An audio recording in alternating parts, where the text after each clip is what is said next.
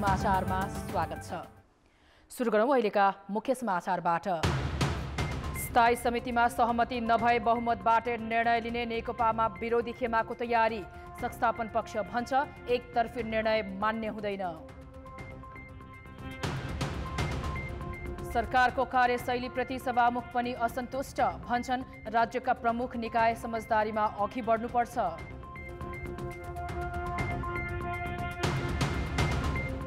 आज 139 नयाँ कोरोना संक्रमित थपिए। लकडाउन हटे यता भाइरस संक्रमणबाट 8 जनाको मृत्यु। संक्रमण समुदायमा पुगिसक्दा परीक्षणको दायरा भने बढेन। महामारीका कारण विदेशमा अलपत्र श्रमिकको उद्धारमा सरकारको अझै अलमल। बल्ल लगत संकलन सुरु। झण्डै 40,000 श्रमिक उद्धारको पर्खाइमा। र चीनको आदेशपछि छेन्दु स्थित अमेरिकी वाणिज्य दूतावास बन्द।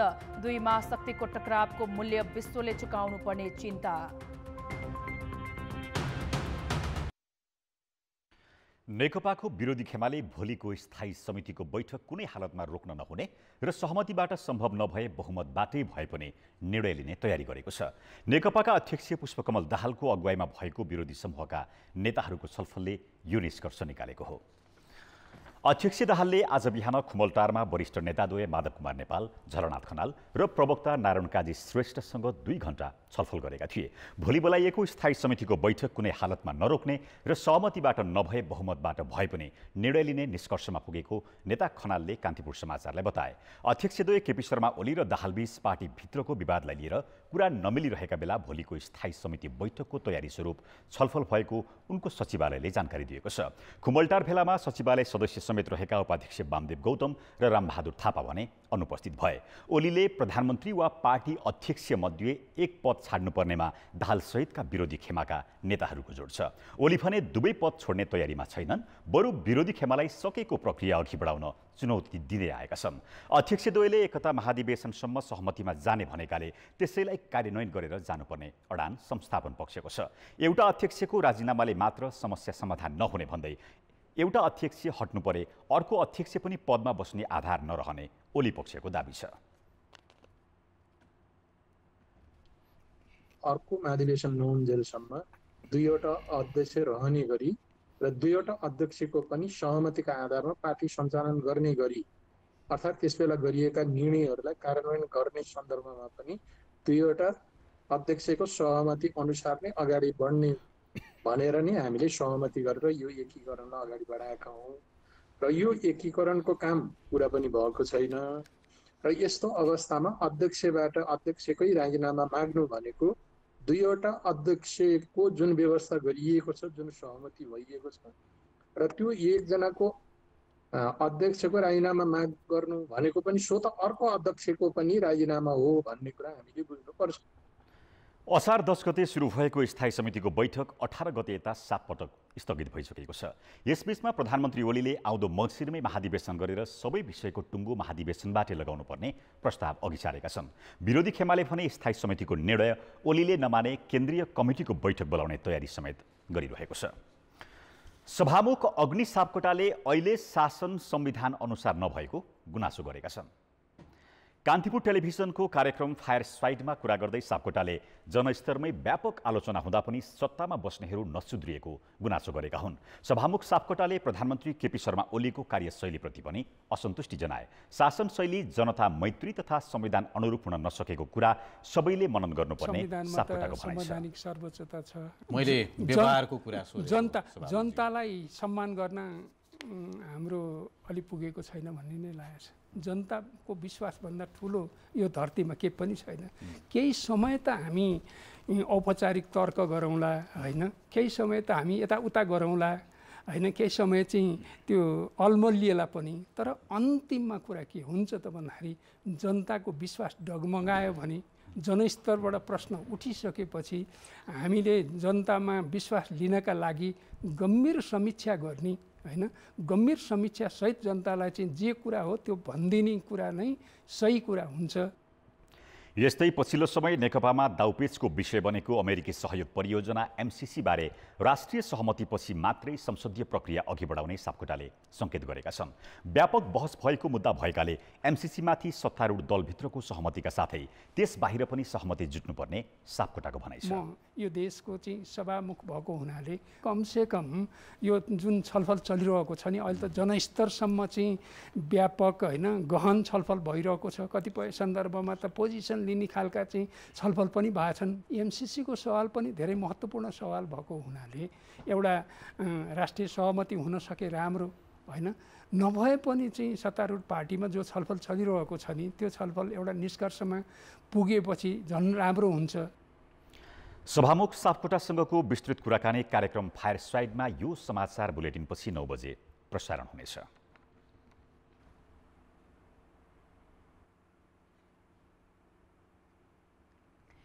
केही दिन यता कोरोना संक्रमण एकाएक बढ्दै गए पनि सरकारले भने अहिलेसम्म समुदायमा फैलिएको प्रमाण फेला नपरेको दाबी गरेको छ। पर्सा, सप्तरी लगायत जिल्लामा यात्रा विवरण नै नभएका व्यक्तिमा समेत लक्षण सहितका बिरामी भेटिन थालेका छन्, जसलाई विज्ञहरूले नै संक्रमण समुदायमै पुगेको आशंका गरेका छन्। तर स्वास्थ्य मन्त्रालयले भने अहिलेसम्म पुष्टि नभएको बताएको छ। लकडाउन खुकुलो भएपछि धेरैजना काममा फर्किएका र बजारमा भिड बढेकाले संक्रमण समुदायमा फैलन सक्ने भन्दै सरकारले सजग हुन आग्रह गरेको छ। एकै ठाउँमा धेरै कोरोना संक्रमितहरू भेटिएकोले समुदाय स्तरमा कोरोना फैलिएको कुराहरू अहिले बाहिर आएका छन्। हालसम्म नेपालमा कोरोना समुदायमा फैलिएको प्रमाणित भइसकेको छैन। भाइरसको फैलावटको वर्गीकरण अनुसार विश्व स्वास्थ्य सङ्गठनले नेपाललाई ठाउँ विशेषमा कोभिड-19 को केस भएको मुलुकको सूचीमा राखेको छ। यसको बारेमा स्थानीय तहहरूबाट थप खोज पडतालका कार्यहरू निरन्तर भइरहेको छ। मन्त्रालयका अनुसार पछिल्लो 24 घण्टामा 3 जनाको मृत्यु भएको छ भने 139 जनामा संक्रमण देखिएको छ। दैलेखमा 28, सप्तरीमा 21, पर्सामा 20 तथा धनुषा र महोत्तरीमा 10-10 जनामा संक्रमण देखिएको हो। संक्रमितको संख्या 18,752 पुगेको छ। बाराका निमोनिया र मस्तिष्क पक्षघातको समस्या भोगिरहेका 60 वर्षीय पुरुषको काठमाडौँमा उपचारका क्रममा आज मृत्यु भएको छ। यस्तै 65 वर्षीय भारतीय पुरुषको वीरगञ्ज स्थित गण्डक अस्थायी कोभिड अस्पतालमा र धनुषाका 36 वर्षीय पुरुषको ज्वरो र श्वास प्रश्वासमा समस्या भएपछि भेन्टिलेटरमा उपचारका क्रममा हिजो मृत्यु भएको हो। कोरोना भाइरस संक्रमित मध्ये मृत्यु हुनेको संख्या 48 पुगेको छ। विराटनगर अस्पतालमा थप 4 जना स्वास्थ्यकर्मीमा कोरोना भाइरस देखिएको छ। साउन 6 गते अस्पताल सञ्चालकलाई संक्रमण पुष्टि भएपछि उनको सम्पर्कमा रहेका 58 जनाको नमुना सङ्कलन गरिएको थियो। संक्रमण पुष्टि भएपछि 4 जना स्वास्थ्यकर्मीलाई आइसोलेसनमा राखिएको छ।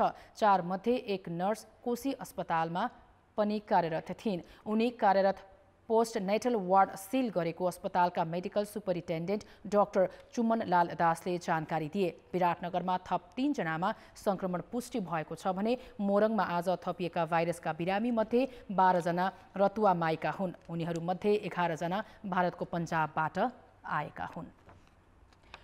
कोरोना भाइरसको संक्रमण एकपछि अर्को गरी समुदाय स्तरमा फैलिरहेको छ।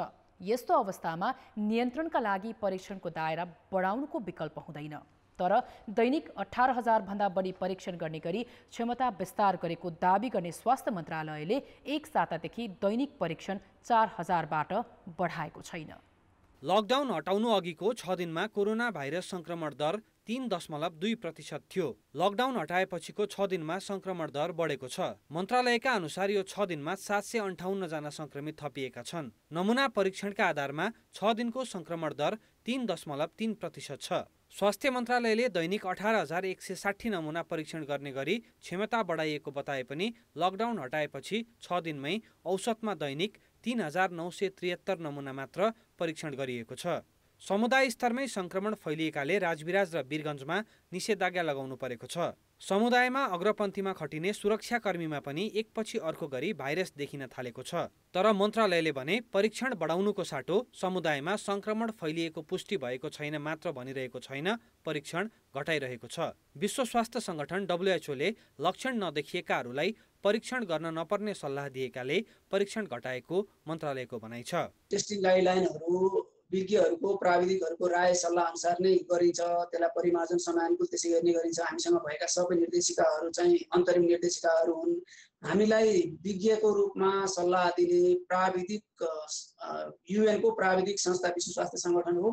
हाम्रा पनि सबै गाइडलाइनहरू, हाम्रा पनि सबै निर्देशिकाहरू, ट्रिटमेन्ट प्रोटोकलहरू, मापदण्डहरू चाहिँ विश्व स्वास्थ्य संगठनले सिफारिस गरेका मापदण्डहरूकै आधारमा हुने गर्दछन्। WHO ले RDT परीक्षण रोक्न भन्दा नमानेको मन्त्रालयले अहिले उसको मापदण्डलाई परीक्षण घटाउनुको कारण देखाउनु तर्कसङ्गत छैन। अर्को, उसको मापदण्ड विकसित मुलुकका लागि व्यवहारिक भए पनि स्वास्थ्य प्रणाली निकै कमजोर रहेको नेपालका लागि अव्यवहारिक देखिन्छ। हामीसँग गम्भीर प्रकृतिका बिरामीका लागि भेन्टिलेटर 900 र ICU 1700 मात्र छन्। त्यति मात्र होइन, लकडाउन हटाए यताको 6 दिनमा भाइरस संक्रमित मध्ये 8 जनाको मृत्यु भइसकेको छ। त्यस्तै भाइरस संक्रमितहरूमा लक्षणका साथै जटिल खालका स्वास्थ्य समस्या देखिन थालेको छ। भोलिका दिनमा संक्रमण बढ्ने क्रम रहन्छ जुन कि देखिएको छ। त्यसैले गाइडलाइनमा छैन भन्दैमा हामीले टेस्ट गर्नु हुँदैन भन्ने छैन। त्यसैले खोजी टेस्ट गर्नुपर्ने हुन्छ र हामीले टेस्ट गरेनौँ, लक्षण नभएकाहरूको केसेसहरूको हामीले टेस्ट गरेनौँ भने भोलिका दिनमा सुसुप्त अवस्थामा भएको समुदायमा गयो भने त्यो जुन कि अहिले देखिरहेको छ, समुदायमा गयो भने त्यो भयावह परिस्थिति हुन्छ। त्यसलाई चाहिँ थ्याक्न गाह्रो हुन्छ। परीक्षण नबढाए संक्रमणले भयावह रूप लिने जोखिम त छ नै। त्यो अवस्थामा रोकथाम गर्नु सरकारका लागि झनै चुनौतीपूर्ण हुनेछ। कान्तिपुर समाचारका लागि कृपाल गौतम, काठमाडौँ। हालै नेपालले नक्सामा समेटेको नेपाली भूमि लिम्पियाधुरा क्षेत्र प्रवेशमा रोक लगाउने गरी भारतीय पक्षले पत्रचार गरेको छ। नेपालले भारतसँग वार्ताका लागि पहल गरिरहेका बेला भारतले उल्टै प्रवेश नै रोक्ने गरी पत्र पठाउनु उदार कूटनैतिक प्रयासको बर्खिलाप देखिन्छ। नेपालले सीमा विवाद समाधानका लागि वार्ताको पहल गरिरहँदा पनि भारतीय पक्षले वास्तै गरेको छैन। बरु नेपालको सक्रियता रोक्न उनीहरू क्रियाशील छन्। त्यसको पछिल्लो उदाहरण हो असार 30 गते अर्थात् 14 जुलाईमा दार्चुला जिल्ला प्रशासनलाई भारतीय पक्षले पठाएको पत्र। भारतको धारचुला जिल्लाका उपप्रमुख अनिल कुमार शुक्लाको नाममा पठाइएको पत्रमा गुन्जी, कालापानी र लिम्पियाधुरा भारतीय भूमि रहेको दाबी मात्रै गरिएको छैन, ती क्षेत्रमा नेपालीको प्रवेशका लागि आदेश नदिन भनिएको छ। तर दार्चुला स्थित नेपाली प्रशासनले भने नेपालीलाई आफ्नो मुलुकभर आवत जावत गर्न कसैले रोक्न नसक्ने भन्दै भारतीय पत्रको औचित्य नरहेको स्पष्ट पारेको छ। भाषामा अतिक्रमण भनिएको, भारत पक्षको भाषामा विवादित भनेको व्यास 100 को यहाँले जुन पत्रको कुरा गर्नुभयो, सो सन्दर्भमा हामीलाई चाहिँ त्यहाँनिर कसैको नेपालीहरू लुकी छिपी घुसपेट गरे, त्यसको जानकारी चाहिँ गरे कि गरेन त्यसको जानकारी हामीलाई उपलब्ध गराइदिनु भन्ने हिसाबको त्यो पक्षबाट हामीलाई आएको। सो सन्दर्भमा नेपाली नागरिकले नेपाली भूमिमा आवत जावत गर्न स्वतन्त्रता भएको हक नेपालको संविधानले ग्यारेन्टी गरेको अवस्थामा हामीले नेपाली नागरिकहरू हामी नेपाली भूमिमा घुमे कि घुमेनन् भन्ने सन्दर्भमा कसैलाई जानकारी दिनुपर्छ। नेपालले आफ्नो भूमि लिपुलेक, लिम्पियाधुरा समेतको क्षेत्रबाट भारतीय अतिक्रमण हटाउन कूटनीतिक पहल गरिरहेको छ। तर भारतले चासो देखाएको छैन। बरु वार्ताबाट समस्या हल गर्नुको साटो सीमा सम्बन्धी अन्तर्राष्ट्रिय कानुनको ठाडो उल्लङ्घन गरी भारत उल्टै बल मिच्याइ गर्न खोज्दैछ भन्ने प्रश्न हुन्छ। भारत तर्फबाट आएको जुन खालको पत्राचारको कुरा छ त्यसलाई चाहिँ हाम्रो परराष्ट्र मन्त्रालय मार्फत हिजो परराष्ट्रले विज्ञप्ति पनि जारी गरेको छ। त्यो गृह मन्त्रालयमा पत्राचार भएको कुरा जानकारी पनि आएको छ। जे जस्तो कुरा पनि गर्नु छ नेपालीहरूको नेपाल र भारतको भूभागमा र अहिले नेपालको अतिक्रमित भूभागमा पनि मुभमेन्टको कुरा यसले उठाएको छ भने हामीले स्पष्ट रूपमा परराष्ट्र मन्त्रालय मार्फत कूटनीतिक च्यानलबाट कुराकानी गर्नुपर्दछ। जेठ 7 गते पूर्ण नक्सा जारी गरी नेपाली सीमाको रक्षाका लागि टिङ्कर, छारुङ लगायतका क्षेत्रमा सशस्त्र तथा नेपाली सेनाको तैनाथी बढाएको छ। राज्यको उपस्थिति बढाउन र नेपालीलाई भयरहित वातावरणमा आफ्नो क्षेत्रमा आवागमन गर्न सक्ने वातावरणका लागि सरकारले विशेष ध्यान दिनुपर्ने देखिन्छ। कान्तिपुर समाचारका लागि दार्चुला सहकर्मी मनोज बडुका साथमा नवराज पाण्डे, काठमाडौँ।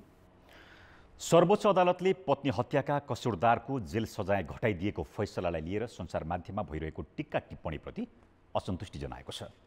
सर्वोच्चले आज विज्ञप्ति निकालेर आफ्नो असन्तुष्टि सार्वजनिक गरेको हो। फैसलामाथि सार्वजनिक बहस हुने भए पनि चित्त नबुझे न्यायिक प्रक्रियाबाटै उपचार खोज्न सकिने भन्दै सर्वोच्चले न्यायपालिकाको मर्यादामा आज आउनेतर्फ सचेत हुन भनेको छ। पत्नी हत्याका कसुरदार सशस्त्र प्रहरीका पूर्व डिआइजी रञ्जन कोइरालाको कैद सजाय प्रधान न्यायाधीश सोलेन्द्र शमशेर राणा र न्यायाधीश तेजबहादुर केसीको इजलासले घटाइदिएपछि सार्वजनिक रूपमै आलोचना र प्रदर्शन भएको छ।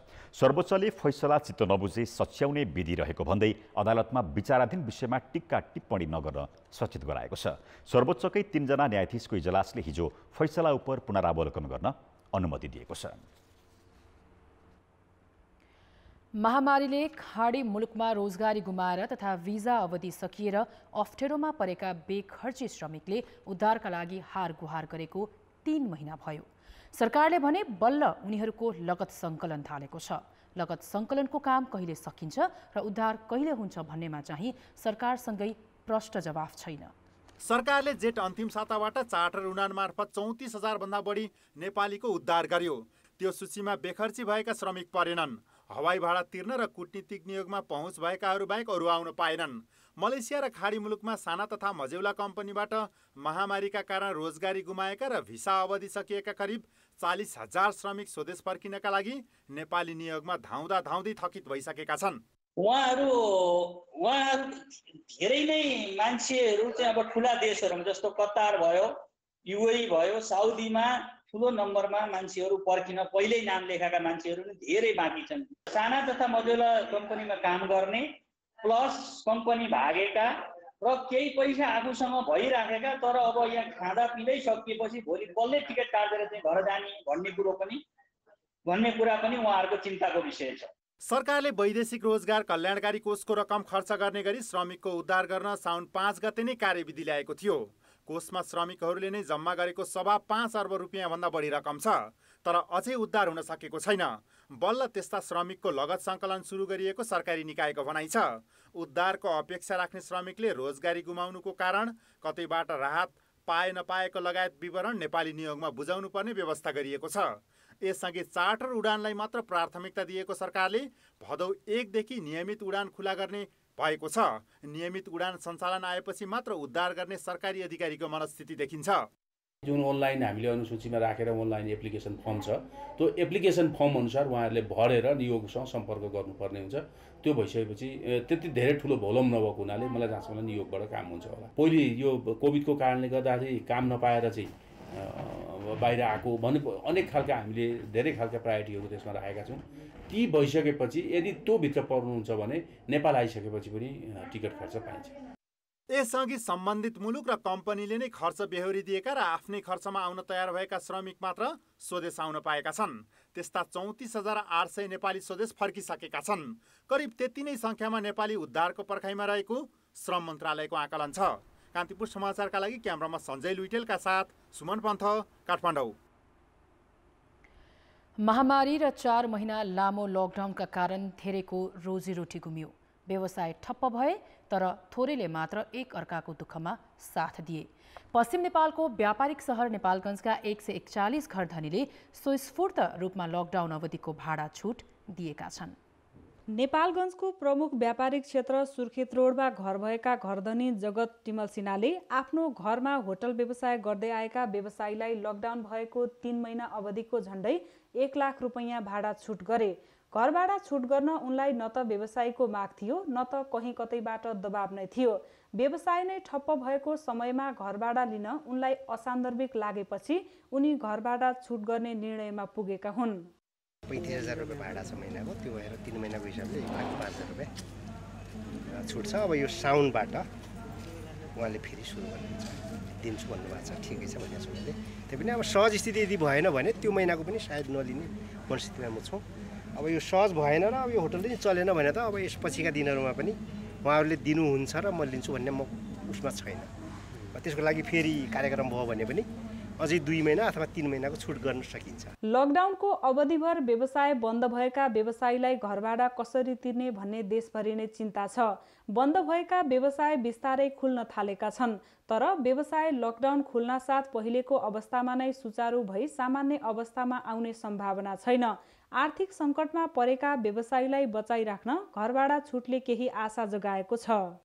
कोरोना यस्तो थियो, पुरा बन्द थियो, अब त्यसले गर्दाखेरि अब उनीहरूको व्यापार पनि थिएन, एक पैसा पनि थिएन। अब त्यो हेर्दाखेरि अब आफूले पनि टेस्ट लाग्यो, माया लाग्यो। अब पैसा नै सबै थोक होइन नि। कोरोना भाइरसको आपदा यस्तो समस्याको बेलामा मैले 3 महिनाको छोडेको छु। 1 महिनामा तकरिबन मेरो 25,000 रुपियाँ हुन्छ, 3 महिनाको सालले 75,000 रुपियाँ छोडेको छु। त्यसै बेलामा यो सरकारको आह्वान नभएपछि मैले सुरु भनेदेखि आपदाको बेलामा म आफ्नै तर्फबाट उहाँलाई केही नभनेर मैले उहाँलाई छुट दिएछु। त्यसपछि त्यो पनि कुरा भनेछु, तपाईँको यो समस्याको बेलामा तपाईँ दाङ बस्नुहुन्छ, भाडा यहाँ लिनुभएछ, तपाईँको दाल चामल छैन, त्यो बेलामा मैले त्यो पनि सहयोग गरेछु। लकडाउनमा बन्द रहेका व्यवसायले लय समात्न अझै कति समय लाग्छ त्यो अहिले नै भन्न सकिने अवस्था छैन।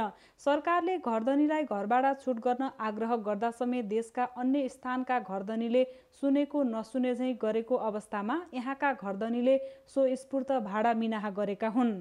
141 जनाको लिस्ट मसँग चाहिँ छ, जो घरधनीहरूले कर्मिक रूपमा 1 महिनादेखि 1 महिनाको भाडा, 1.5 महिनाको भाडा, 2 महिनाको भाडा, 3 महिनाको भाडा, 4 महिनाको भाडा र त्यसै गरेर कसैले लकडाउन अवधिको चाहिँ 50% छुट, कसैले 4 महिनाको 50% छुट, यस्तो तरिकाले चाहिँ घरधनीहरूले चाहिँ भाडा छुट गरेर व्यवसायहरूलाई मर्न नदिन र त्यो व्यवसायलाई निरन्तरता चाहिँ दिने वातावरण सिर्जना गरिदिनु भएको छ। केही घरधनीले घरभाडा छुट दिनुले एकातिर अन्य घरधनीलाई समेत भाडा छुट दिन प्रेरित गरेको छ भने व्यापार व्यवसाय ठप्प भएर निराश भएका व्यवसायीलाई थोरै भए पनि राहत प्रदान गरेको छ। त्यसैले नेपालगञ्जका यी घरधनीको सकारात्मक कदमको देशका विभिन्न भागका अरू घरधनीले किन सिको नगर्ने?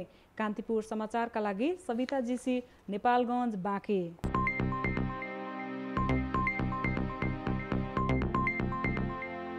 नेपाल राष्ट्र बैंकले एउटै व्यक्ति तथा समूहद्वारा प्रवर्धन भएका वाणिज्य बैंकहरूलाई एक आपसमा गाभ्न निर्देशन दिने भएको छ। गत वर्षसम्म भने बैंकले यस्ता वित्तीय संस्थालाई गाभिन प्रोत्साहन मात्रै गर्ने गरेको थियो। मौद्रिक नीतिमा सार्वजनिक भएको शेयर धितो ऋणको सीमा 70% पनि मङ्गलबारदेखि कार्यान्वयनमा आएको छ। साथै 180 दिनको अन्तिम मूल्यका आधारमा दिने शेयर ऋण 120 दिनको अन्तिम मूल्यमा दिने भएको छ। साथै गत वर्षको नाफाबाट बैंक तथा वित्तीय संस्थाले वितरण योग्य मुनाफाको 30% भन्दा बढी नगद लाभांश बाँड्न नपाउने व्यवस्था आज राष्ट्र बैंकले एकीकृत निर्देशन मार्फत गरेको छ। कोरोना महामारीका कारण विश्वभरि नै बढी प्रभावित क्षेत्र हो पर्यटन। असहज परिस्थितिका कारण संसारभर नै यो व्यवसाय कहिले तग्रिन्छ यकिन छैन। लकडाउन हटाइएपछि पर्यटक आउने आशामा पर्यटन व्यवसाय सञ्चालन कार्यविधि बनाइएको छ। अब के विदेशी मुद्रा आर्जनको प्रमुख दोस्रो स्रोत पर्यटन क्षेत्र तङ्ग्रिन सक्ला त?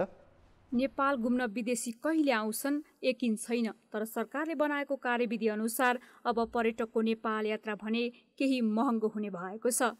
विदेशी मुद्रा आर्जनको प्रमुख दोस्रो स्रोत मानिएको पर्यटन क्षेत्रलाई सुचारू गराउन भन्दै बनाएको कार्यविधिमा होटल, रेस्टुरेन्ट, पर्यटन सम्बन्धी कार्यालय व्यवस्थापन र पर्यटन सवारी सञ्चालनका लागि छुट्टा छुट्टै मापदण्ड तोकिएको छ।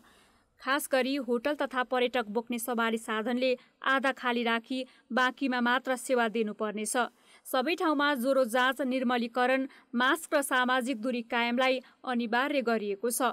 होटलका लागि पाहुनाले ल्याउने सामान निर्मलीकरण गर्नुपर्ने छ भने पाहुनाले पनि पछिल्लो 30 दिनको यात्रा विवरण र सम्पर्क नम्बर राख्नुपर्ने कार्यविधिमा उल्लेख छ।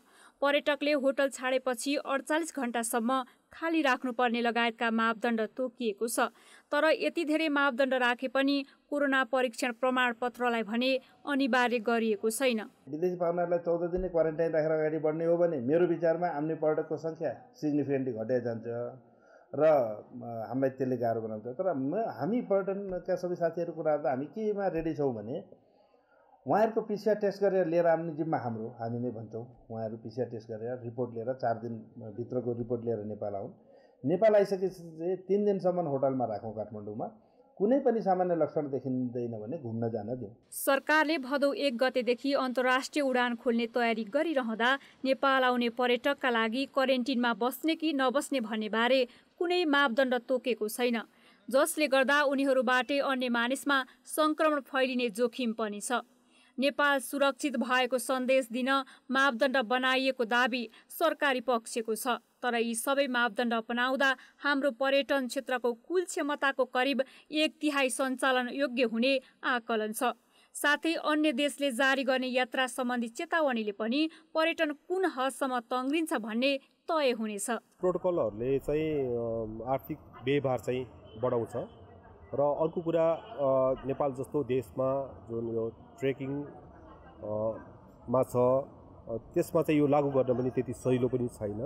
अहिले पनि पर्वत आरोही मध्ये 30% पर्यटकले बुकिङ रद्द नगरेका कारण पर्यटक आउँछन् कि भन्ने झिनो आशा भने व्यवसायीमा कायमै छ। नेपाल आउँदाखेरि उहाँहरूले सुरक्षित महसुस गर्नु पर्यो।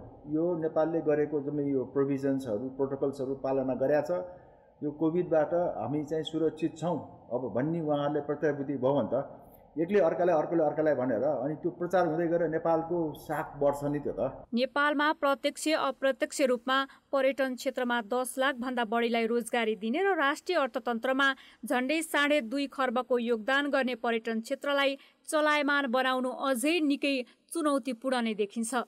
कान्तिपुर समाचारका लागि क्यामेरामा हरिशरण तिमल सिन्हाका साथ अञ्जना लामिछाने, काठमाडौँ। 2 दशक पहिले रौतहटमा स्थापना भएको श्रीराम सुगर मिल्स स्थायी रूपमा बन्द भएको छ। उद्योग बन्दसँगै त्यहाँ कार्यरत 300 भन्दा बढी कर्मचारीको रोजगारी गुमेको छ। निरन्तर घाटामा गएकाले उद्योग बन्द गरेको व्यवस्थापनले जनाएको छ। श्रीराम सुगर मिल्स रौतहटकै पहिलो चिनी उद्योग हो। 2 दशक पहिले स्थापना भएको उद्योगमा पूर्ण र आंशिक गरी 325 जना कर्मचारी कार्यरत थिए। उनीहरूले त रोजगारी पाएका थिएन नै, किसानले पनि उखु बेच्न पाएका थिए। तर यो उद्योग अब स्थायी रूपमै बन्द भएको छ। व्यवस्थापनले बन्दको सूचना सार्वजनिक गर्नुका साथै श्रम कार्यालय, उद्योग विभाग लगायत सरकारी निकायलाई यसको जानकारी गराइसकेको छ। निरन्तरको घाटा थेग्न नसकेकाले बाध्य भएर बन्दको निर्णय लिएको व्यवस्थापनको भनाइ छ। व्यवस्थापनका अनुसार आर्थिक वर्ष 2075-76 सम्म कम्पनीको घाटा 2 अरब 17 करोड 75 लाख रुपैयाँ छ। उद्योगले कर्मचारीलाई 4 महिनादेखि तलब र सञ्चय कोषको रकम दिन सकेको छैन। सूचना मतलब टाँसेको हो।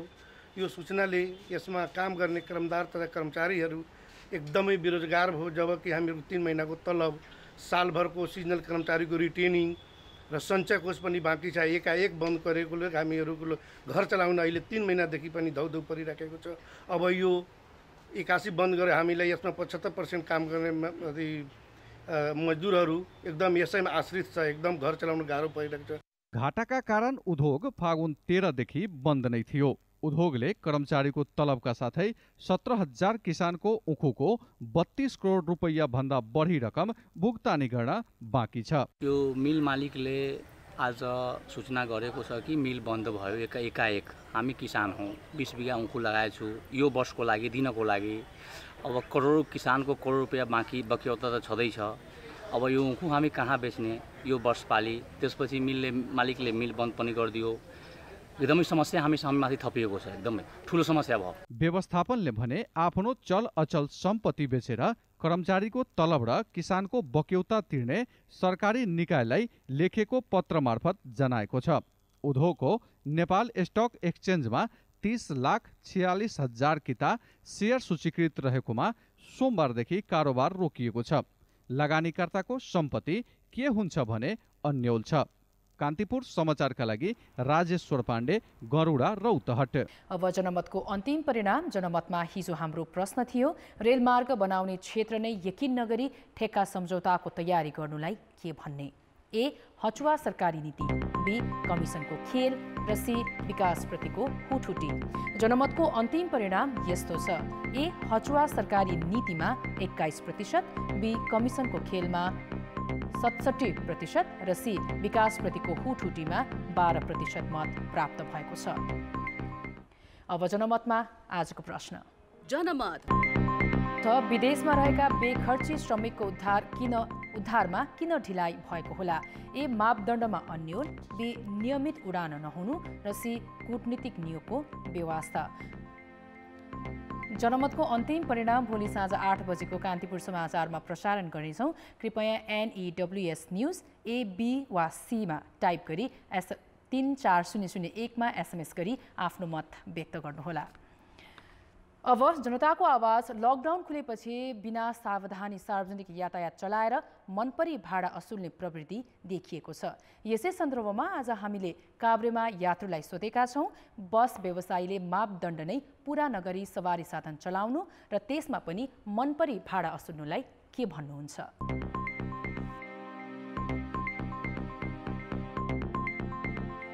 सरकार पक्षको नि कमजोरी, अब गाडी चलाउनेको नि कमजोरी होला। अब सरकारले पनि छोडिदिएछ, लापरवाही नै गरिरहेछ, उनीहरूले नि चेक गरेकै छैन। आधा मात्रै पेसेन्जर भएर गाडीहरूलाई घाटा हुन्छ भनेर मापदण्ड निश्चित मापदण्ड तोकेर 50% मात्रै बढाउने भनेको छ। तर गाडीमा खजाखज एउटा सिटमा 2 जना उभिएर पनि हिँडेछ, भाडा डबल लिएछ। के हो दाउ भन्ने खाजी हाल्ने, अब के गर्नु? नचढिने नहुने, नहिँड्ने नहुने, अब बाध्यताले चढ्नै पर्यो। सरकारले जुन नियम लागू गर्छ नि त्यो नियम चाहिँ पालना सरकारले गर्न सकेको छैन होइन, त्यो सरकारको कमजोरी हो। अनि अर्को कुरा भाडा लिने भनेको त अहिले अब सबैको मनमानी नै छ, त्यसमा कसैले के भन्नु छैन। किन भन्दा जसले जति सक्यो त्यति लिइरहेछन् कि भाडा चाहिँ बढी लिएपछि त्यसले नि त एउटै राख्नु पर्यो नि। टन्न चाहिँ राखेको छ पेसेन्जरहरू, भाडा चाहिँ डबल ल्याएको छ। हजुर पहिलाको जस्तो त्यत्तिकै छन्, भिडै छ, अनि भाडा चाहिँ डबल लिएको छ। मान्छे चाहिँ खाँदा हालेर लिएर आउन पाएदेखि मात्र उनीहरूले त्यसरी त्यो लगाउन पाएदेखि मात्र उनीहरूले गाडी सञ्चालन गरेका हुन्। सरकारले दिएको तोकेको भन्दा बढी चाहिँ नलिएको भए अलि राम्रो हुन्थ्यो। निर्देशन गर्ने कुरोमा सरकारले आफ्नो जनताको लागि केही गर्दै जस्तो गर्नको लागि निर्देशन गरिएको छ। त्यो निर्देशन पालना भयो भएन यस्तो कुरोमा कुनै अनुगमन छैन।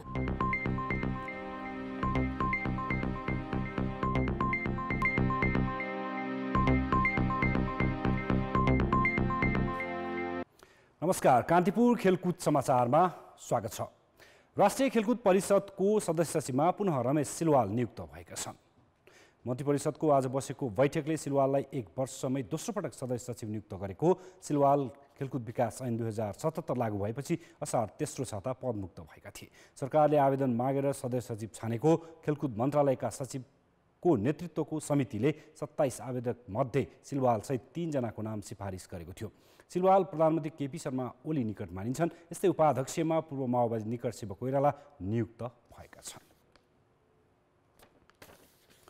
नेपालमा 200 भन्दा बढी खेल सङ्घहरू छन्। तीमध्ये अधिकांशले आधुनिक सूचना प्रविधिको उपयोग गर्न सकेका छैनन्। अधिकांश सङ्घका त आफ्नै वेबसाइट समेत छैनन्। नेपाल क्रिकेट सङ्घ क्यानले साउन 5 गते राति केही महत्त्वपूर्ण निर्णय गर्यो, तर ती सबै सूचना फेसबुक र ट्विटरबाट बाहिरिए। किनभने विश्व क्रिकेटमा एकदिवसीय मान्यता पाएको नेपाली क्रिकेटको नियामक निकाय क्यानको आफ्नो वेबसाइट समेत छैन। सूचना प्रविधिले संसारलाई एउटै गाउँ जस्तो बनाइसक्दा पनि क्यानको आफ्नै वेबसाइटहरू समेत नहुनुले नेपाली क्रिकेट र खेलाडीबारे आधिकारिक सूचना पाउन कति मुस्किल छ भन्ने प्रश्न देखाउँछ। क्वेसन चाहिँ हामी आएको 8-9 महिना भन्दा पनि यो 3-4 महिना त तपाईँको केही कामै हुन सकेन। वेबसाइट बनाइरहनु भएको साथीहरू पनि कोही कता पढ्नुभयो, कोही कता पढ्नुभयो भने अहिले चाहिँ त्यो सबै चिजलाई अब अहिलेको चेन्ज उसमा हाम्रो नयाँ बोर्डकै मान्छेहरूको नाम र फोटो अपलोड गर्ने कामहरू चाहिँ त्यसमा गर्नुपर्ने भयो। कतिपय रेकर्डहरूलाई त्यसमा गर्नु धेरै पुरानो भयो त्यो।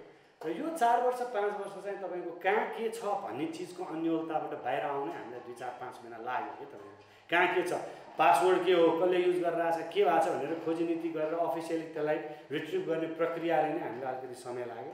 अब वेबसाइट पनि हामी अन्तिम चरणमा छौँ, चाँडै नै हामी वेबसाइट चाहिँ तपाईँको लन्च गर्छौँ। क्यान मात्रै होइन, राष्ट्रिय खेलकुद परिषदमा दर्ता भएका अधिकांश खेल सङ्घहरूको आफ्नै वेबसाइट नहुँदा समग्र खेल र खेलाडीबारे सूचना पाउनै मुस्किल छ।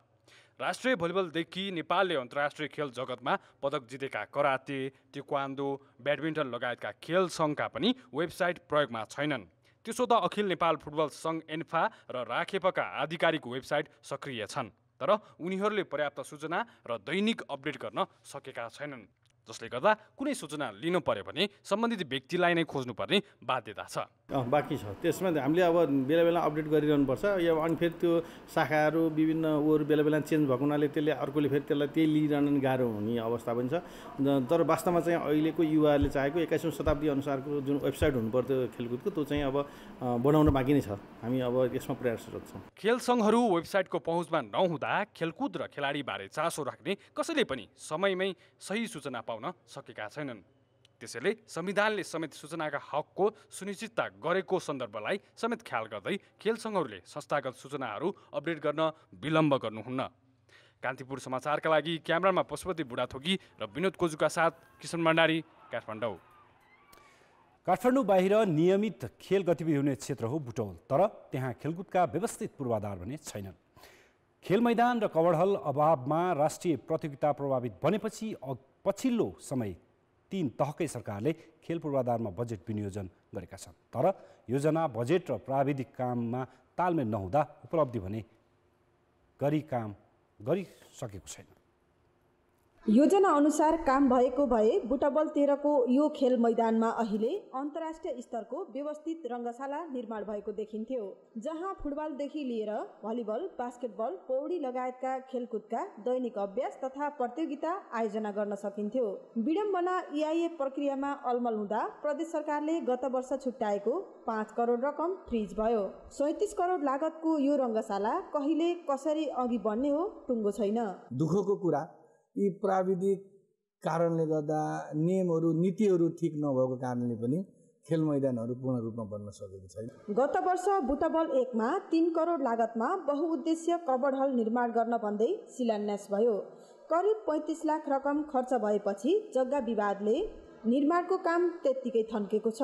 बुटबल 15 सेमलारमा 3 वर्ष अघिदेखि 2 करोड 40 लाख लागतमा बहुउद्देश्य कबड हल निर्माण सुरु भएको छ। प्रदेश, स्थानीय तह र उपभोक्ताको लगानी भएको यस कबड हलको निर्माण पनि कछुवा गतिमा छ। बुटबल 6 चन्द्रनगरमा गत वर्षदेखि लुम्बिनी स्पोर्ट्स कम्प्लेक्स निर्माण थालिएको छ। 12 करोड लागतमा पौडी लगायतका सबै इन्डोर प्रतियोगिताहरू आयोजना गर्ने कम्प्लेक्सको योजना छ, जसमा गत वर्ष प्रदेश सरकारले 60 लाख रुपैयाँ छुट्यायो। केही संरचना सुरु भए, तर यस वर्ष कतैबाट बजेट आएन। सरकारले कति सहयोग गर्छ एउटा पक्ष छ भने, अर्को विषयमा हामी हाम्रो क्लबको तर्फबाट हामी बैठक बसेर यसलाई योजना बनाउँदैछौँ। यहाँ बन्ने स्विमिङ पुलको विषयमा पनि हामीले अब लाइफ मेम्बरहरू बनाउने अथवा त्यस्तो खालका दाताहरूसँग पनि सम्पर्क गरेर यसलाई सम्पन्न गर्छौँ भन्ने अठोट आएका छौँ। काठमाडौँ बाहिर नियमित खेल गतिविधि हुने क्षेत्र हो बुटबल, तर व्यवस्थित खेल मैदान र कबड हल अभावमा राष्ट्रिय स्तरका प्रतियोगिताहरू प्रभावित बनेका छन्। यो समस्या हटाउन केही वर्ष यता खेलकुद पूर्वाधारमा सङ्घ, प्रदेश र स्थानीय तहबाट नियमित योजना बनाइएका छन्। केही बजेट विनियोजन पनि भएको छ, तर उपलब्धि हुने र देखिने गरी काम भएको छैन। खास गरी वार्षिक रूपमा विनियोजन रकमहरू प्रशस्त नहुने र यो भवन निर्माण भन्ने कार्य चाहिँ रकमहरू यति नहुँदा चाहिँ निर्माण कार्य कसरी गर्ने, कहाँबाट सुरुवात गरेर कहाँ सम्पन्न गर्ने भन्ने विषय यति नहुँदाखेरि बनेका संरचनाहरू पनि सञ्चालन गर्न योग्य नरहने र काममा प्रयोग नहुने खालको निर्माण भएको हुनाले ठ्याक्कै लक्ष्य र प्रगति रूपमा खेलकुद जगतमा हामीले अलिक खासै गर्न सकेको अवस्था चाहिँ देखिन्छ। खेल स्वास्थ्य र मनोरञ्जन मात्र होइन, अनुशासन सिक्नका लागि पनि आवश्यक छ। खेलकुद पूर्वाधारको बजेट सदुपयोग र खेलकुदको विकासका लागि जताततै बजेट छर्नुभन्दा एकै ठाउँमा धेरै प्रकारका खेलकुदहरू आयोजना गर्न सकिने गरी खेलग्राम बनाउन आवश्यक छ। कान्तिपुर समाचारका लागि क्यामेरामा स्वस्तिक श्रेष्ठका साथ अमृता अनमोल, बुटबल, रूपन्देही। कतारले 12 वर्षपछि सन् 2032मा हुने ओलम्पिक खेलकुद आयोजना गर्ने अवसरका लागि अन्तर्राष्ट्रिय ओलम्पिक कमिटीका उच्च पदाधिकारीसँग लबिङ सुरु गरेको छ। कतारले आज आधिकारिक रूपमै छलफललाई तीव्रता दिएको जनाएको छ। त्यहाँको ओलम्पिक कमिटीले अन्तर्राष्ट्रिय ओलम्पिक कमिटीलाई पठाएको पत्रमा ओलम्पिक आयोजनाका लागि इच्छुक रहेको उल्लेख छ। ओलम्पिक आयोजनाका लागि औपचारिक रूपमै पहल सुरु गरेको कतार ओलम्पिक कमिटीले जनाएको छ। यसअघि कतारले सन् 2016 र 2020 को ओलम्पिक आयोजनाका लागि पनि दाबी गरेको थियो। खाडी राष्ट्रमा अहिलेसम्म ओलम्पिक खेलकुद आयोजना भएको छैन। पछिल्लो दशकमा कतारले खेलकुदमा ठूलो लगानी गरेको छ। कतारले सन् 2022 को फिफा विश्वकप पनि आयोजना गर्दैछ। कान्तिपुर खेलकुद समाचारलाई यति नै। धन्यवाद रोशन। अब मौसम सम्बन्धी जानकारी।